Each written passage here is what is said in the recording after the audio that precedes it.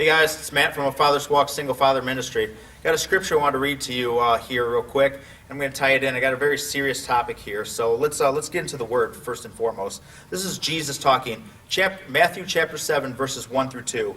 Jesus says, "Judge not that you will not be judged. For with the judgment that you judge, you will also be judged. And with the measure you use, it'll be measured back to you."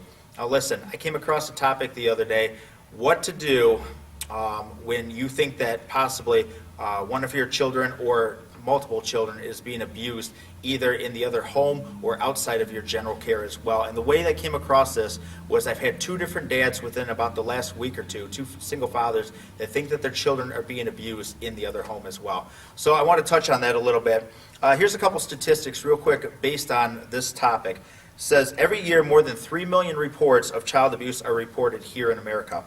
78% of those are neglect, 18% physical abuse, 9% sexual abuse, 9% psychological and maltreatment, and 2% medical. Now, if you do the math, obviously that adds up to over 100%, and that's because some of the children fall into multiple categories with this as well. So, from a single father perspective, especially if you were on the outside looking in, I asked one of the dads and said, how do you react to something like this? What was your initial emotion? Of course, naturally, he was very upset. He wanted to strike back first, but he used the words, he says, once I took a step back. And I really like that because sometimes our natural human emotion is to really just go for the throat with something, especially when it's something as emotional as our kids being involved. But he stepped back, he says, listen, I need to address this, but he wants to make sure that he has all the facts first. So our foundation is going to be very proportionate, our walk with God on how we react to something like this. So the first thing is obviously pray and ask God for wisdom and discernment, but then also to confide in somebody as well. Definitely confide into a pastor, a mentor, somebody that has some serious depth to them, especially maybe in areas like this, a counselor. Maybe go to a professional organization and talk to them about something like this as well. But confide in them, get some good feedback, but make sure you keep your walk intact through this as well. Not taking abrasive action, not reacting off our emotions, but taking godly action as well.